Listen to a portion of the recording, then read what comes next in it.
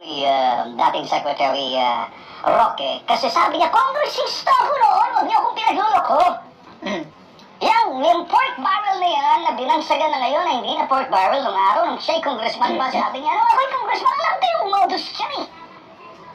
Yang ngayon ay pork barrel, noon ay pork barrel, ngayon ay, anong tawag dyan, mga funds, extraordinary expenses, extraordinary funds, or confidential fund. Ito daw po, hindi ito nakukuha kasi hindi ito nililiquidate na ina-itemize mo yung mga ginagastos mo. Tandaan yung word, nililiquidate.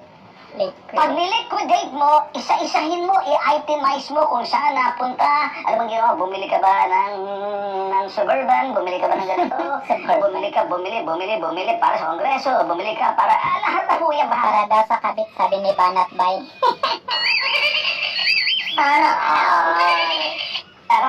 Ay, yun po, hindi ka nagagawa kasi alam niyo bakit?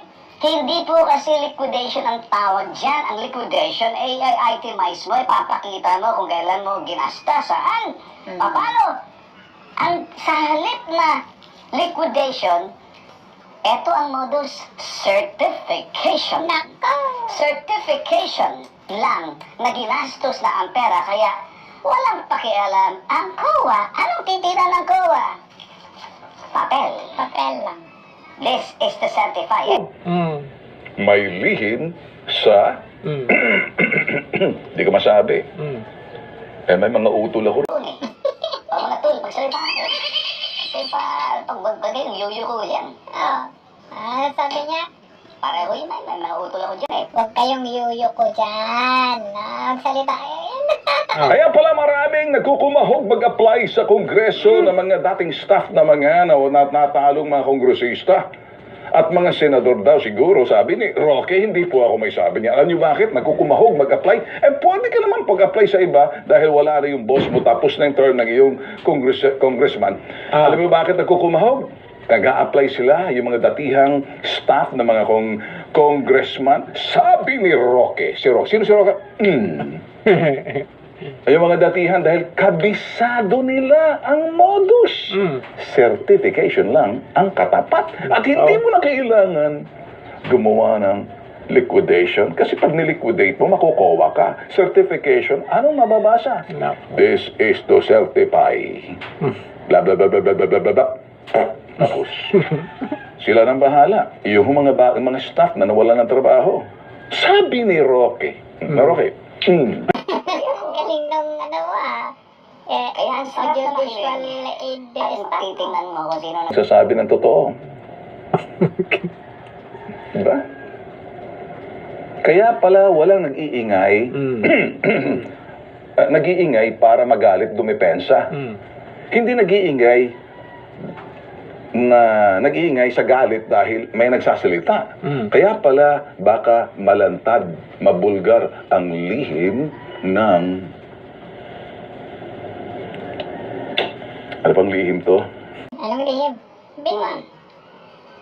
Sus Marios at mga boss. Pakinggan yung sasabihin ko, ano? Ano? Sabi ni Roque sa mga kongresista, magpakatotoo kayo. Yung? Huwag kayong mga hipokrito. Alam kong baho nyo, hindi ako siya. Dahil galing ako dyan. Eh pues, may baho ka rin pala.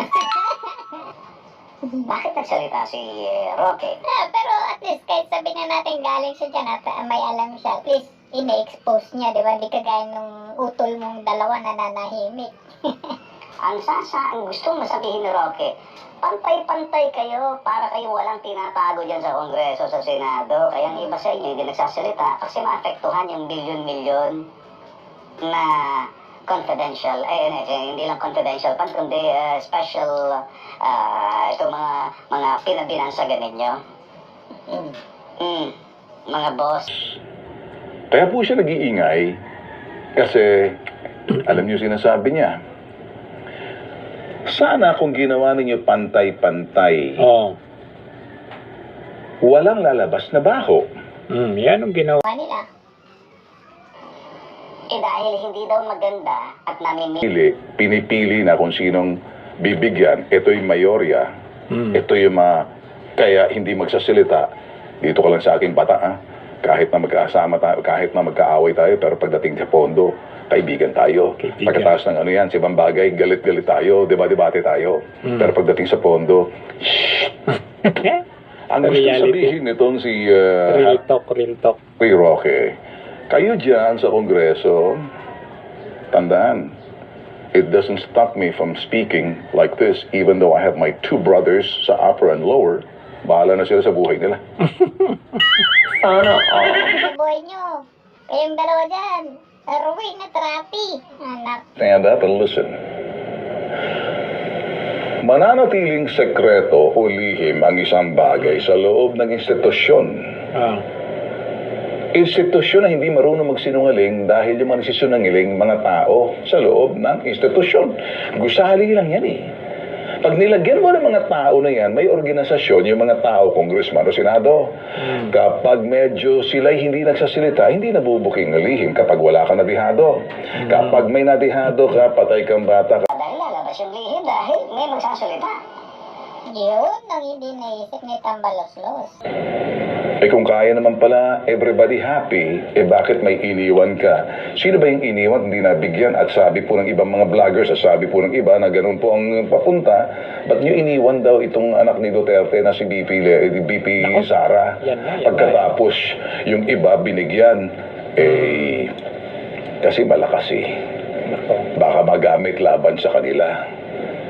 Bakit ganun pag nag-isip? Ewan ko.